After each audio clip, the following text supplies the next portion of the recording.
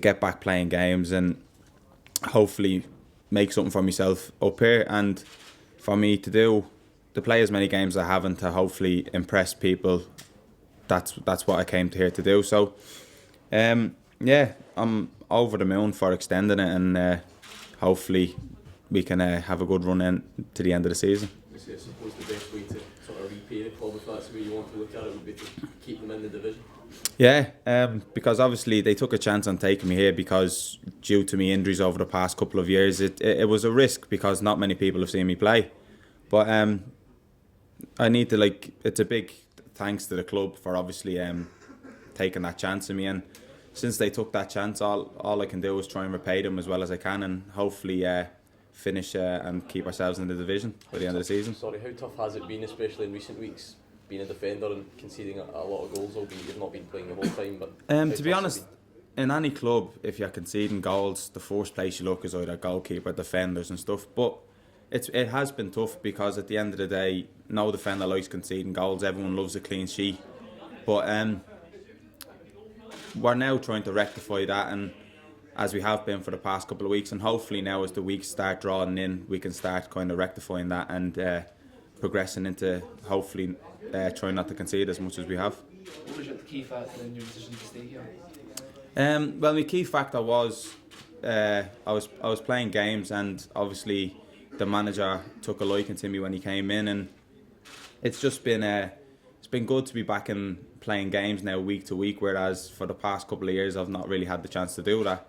So that was one of the main keys, and obviously the staff here and all the players are brilliant, have been great to me since I've been here. So I think all in a whole, I've been comfortable and I've been settled here, and it was a no-brainer for me wanting to stay. What are your own ambitions? My own ambitions was obviously at first to come up here and play games, and now it's to, if I can, make something for myself at Motherwell by the end of the season, because in Derby I'm out of contract, or if I can put myself in the shop window for elsewhere. But I think for me is to try and get as many games, keep the fitness going, and hopefully see where it takes me, and hopefully keep Motherwell up by the end of the season. When you make a mistake like last week, does that kind of gnaw at you, or how do you cope with that? To be honest, at the time you watch it back and you're frustrated, but I think in football mistakes come and go, and it's something that you've got to get out of your mind as quick as you can and just move on from it and try and rectify it for the next game. So I try not to dwell on it as much as I can, and I just try and move on from it straight after, to be honest. The manager said after the game at Dundee there was unacceptable mistakes that were costing Motherwell. Is that what it's been down to recently? To be honest, yeah, when you break down the goals, like in any division, you can see individual errors as goals are building up. And there has been some very soft goals that we've given away, and as well as that there's been some good play by oppositions. But I think all in all, it's something that we need to work on as a unit. I wouldn't just put it down to individuals, but I think as a unit, for a whole 11, whether it's a back four, midfield, I think we all just need to work together as a unit to be more solid and harder to play against and break down. Obviously, you came here on the back of having just come back from injury and looking to play games again. You feel you're able to grow in the second half of the season now? You've had a run of games that you feel you are going to be improving, get better as time goes on, as the season goes on? Well, yeah, for me personally, it's been a while since I've got the run of games that I have. And I'm still only young myself, so I'm still learning the game as well as anyone else is. And obviously with the new manager coming in, it's new ideas. And I'm hoping now that with the next half of the season, knowing where I'll be, I can progress on that and keep on learning.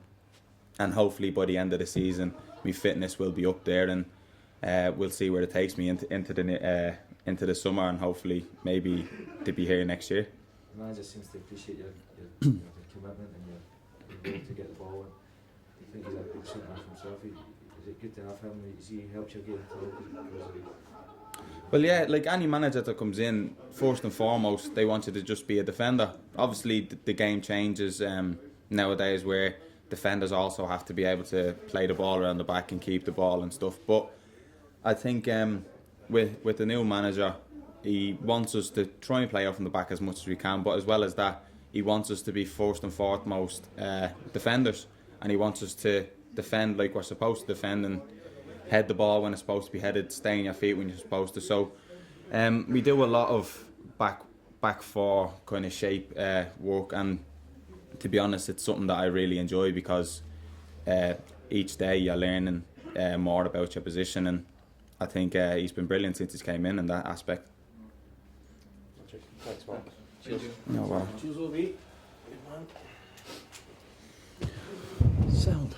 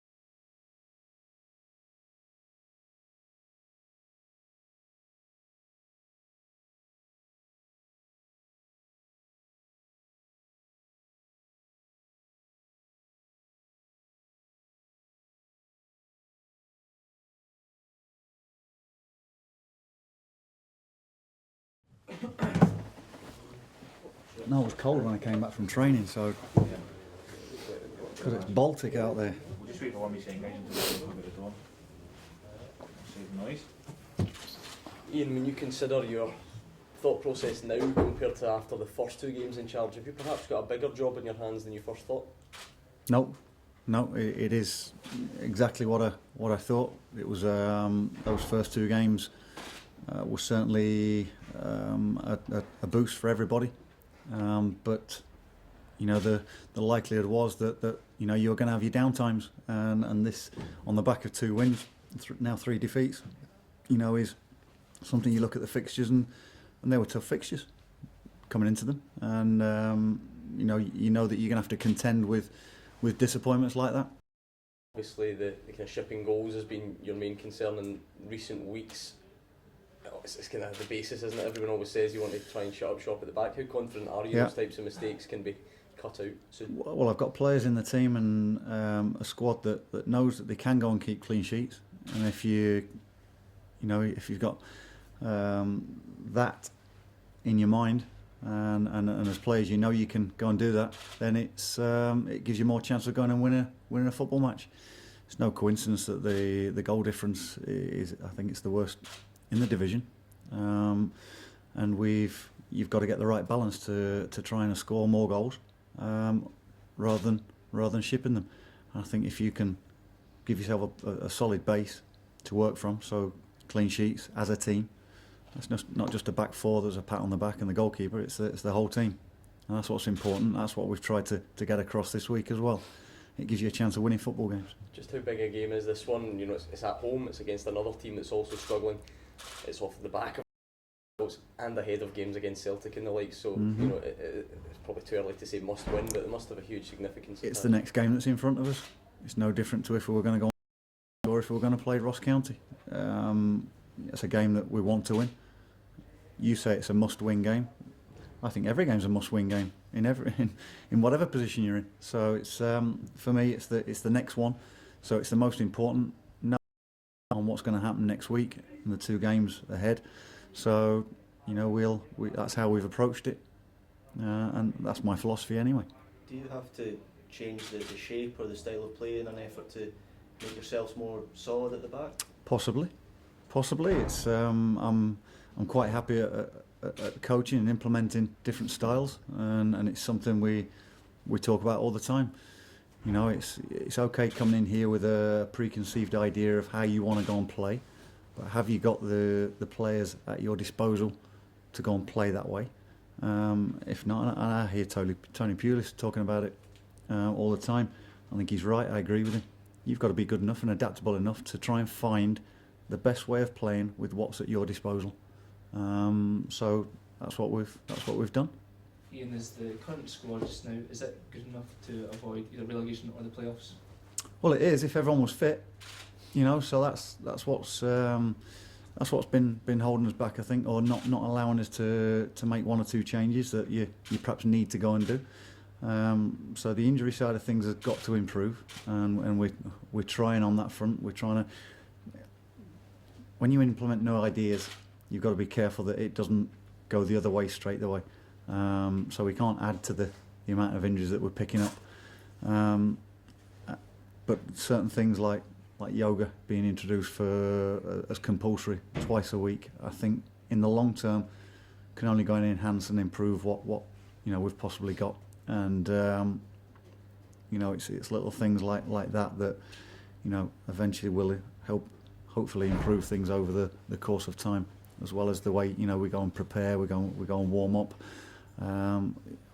I've looked at everything within the club and see how we can improve things, and slowly but surely we'll try and make that happen. What did the players think of the yoga?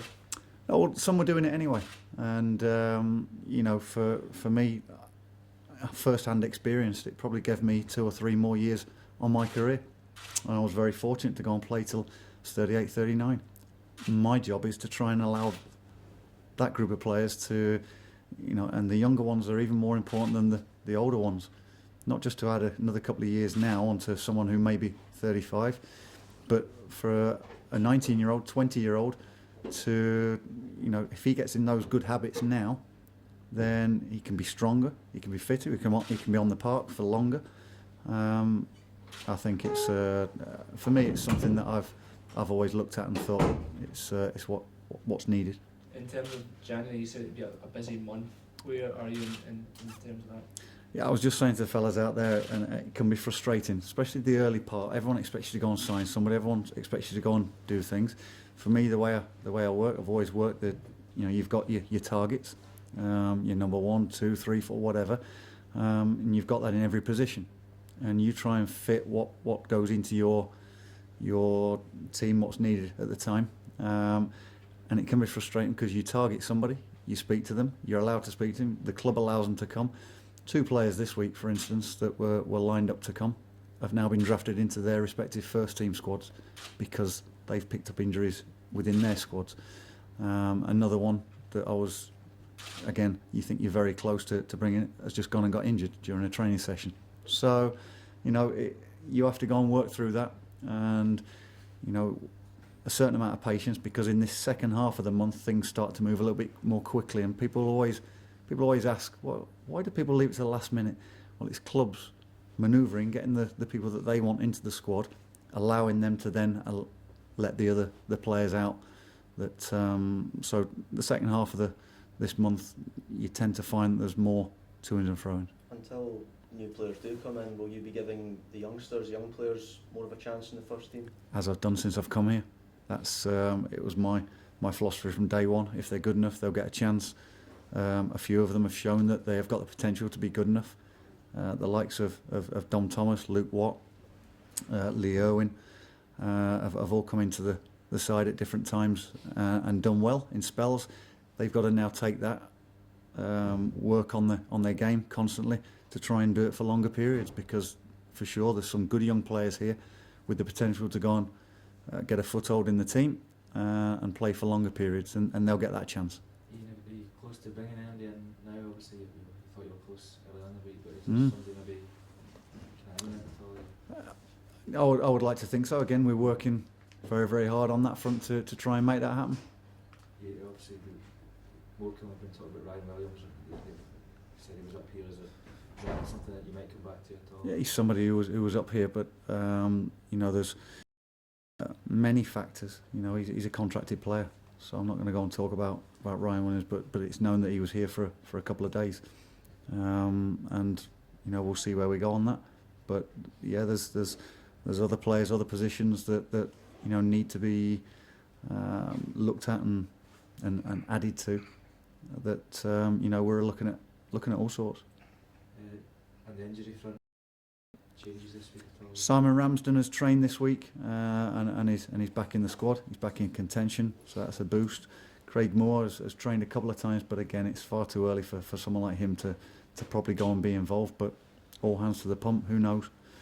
And one or two little knocks, bumps and bruises that we're monitoring, and we'll make a decision again a little bit later. But we've worked on something. We're ready for the game tomorrow, and we're confident that we can go and get 3 points at home. Stevie Hamill any closer to a return?